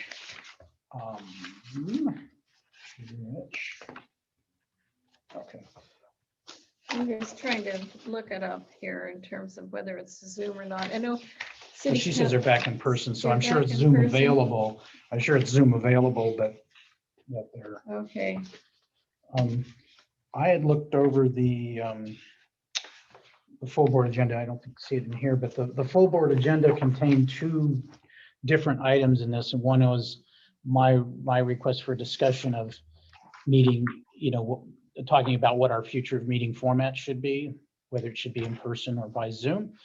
And then there was a request from someone else. Was it Jan or someone else for a discussion item? Janine Rance was talking about some kind of formal process for selection of the CSD. I understand that, but on Oh, our, no, from the board itself? yeah, So, there were 2 requests. yeah, remember Don Ortiz-Legg Okay, it's had Dawn. wanted discussions on the public outreach and education program. Okay, And I reached out her individually and kind of generally characterized how we're going to be Mhm. looking at consulting contracts as part of the budget. And for the time being, she's satisfied. So okay. I'm not expecting it to be on the Got next agenda. And then on my item, I mean, I'm, given that we've had an upsurge in COVID stuff, I think there's certainly no imperative to return to physical meeting, but it's probably a good time to talk about it and see what the rest of the board thinks. Yeah, and Barbara, did you have any input on the status of the governor's actions? And because my understanding is that the emergency declaration was intended to end at the end of September. Yes, that is correct. Okay. End of September. Yeah, but then in terms of what that means for us to proceed is we need to do some research on that. Whether Yeah. that would, because the end of that declaration could potentially require us to have. Yeah, potentially, and I don't know the answer right now. So, but in terms of our meeting on the 11th, are we still doing it via Zoom or are we going to try to do it in Yes, person? we're still doing the 11th in Zoom. Good. I think that's a great idea. That's really, the city we had one meeting in person and then the next meeting is August 24th. And I don't know what's going to happen between now and August 24th with the COVID. And we're meeting mixed next week at Atascadero. We can be there in person, but not all council members will be there in person. And, we're trying to arrange it so that public can either be there or be on Zoom. What a mess. But you're saying that with the end of the governor's executive order, if not extended, it could require us to have in-person meetings, It could, yeah. And then, because that's the normal state of things. yeah, and so I don't know the answer to that, but we'll be looking into that answer. Yeah, and President Barbeau, if I might, I am keeping track of this, but I do not know the answer and everything changes day by day. Sure, they could Yeah. extend it No. if we're having We'll issues. do our best to accommodate. Got it. Now, I should mention that both the September and the October meetings were ones where I had conflicts because of prearranged travel. So I still am intending on participating via Zoom. So we'll have to figure out some of the coordination on that as well. I would anticipate, let's see what the rest of the board says. I would anticipate that we'll agree that September should continue to be in Zoom. October will be dependent upon state guidance. Some people might prefer to continue in Zoom because of its ease, not driving into San Luis Obispo. Staff might prefer it in terms of not hauling over to the chambers and setting up videotaping, et cetera, et cetera. And even like last month when we lost about 15 minutes due to technical glitches. It was 45 minutes. Or Yeah, maybe more. It was probably more. I don't want maybe to it was a 45 month minutes. before. Yeah. But it was, there were two times when we lost Yeah. a little bit of time. That's far less than, people driving in. The from- commute, eh? Okay. Okay, Now, anything else? we were gonna wrap up with, I think, the closed session. Oh, Can I- yes, Can I get a motion to accept the agenda, please? yeah, a motion, yes, please, one of you. I move that we accept the agenda. Second, Let's have a roll call. Ms. Marks, Yes. Mr. Enns, yes, Mr. Verboe, Yes, motion passes unanimously. thank you for catching that, Cheryl. Okay, and I am going to have to leave around 10 minutes after Okay. 1, so I don't know. So let's jump Mr. into, Minery, I don't know. We'll be real how- quick. Real quick. okay, Alrighty. so we, So we gotta sign a bunch of people off. yeah. Yeah, let's I'm gonna get everybody off. Oh, and then- can you ask for public comment on closed session, Yeah. please? Good point. All right, we have a closed session item regarding pending litigation, Knutson v. the IWMA. Is there any member of the public that would like to make comment? If you wish to make a comment, you may press the raise hand button found at the bottom of your screen, or if you're on the phone, you may press *9. There is no public comment. All right, thank you. Then we will enter into closed session and ask the remainder of staff to absent themselves. Just give me. So who's the administrator? Is that you? Or Or Barbara, if you, Jim? when you leave, we can just continue the meeting to the end. Yes, so what I'm going to do is give that laptop, the executive or the host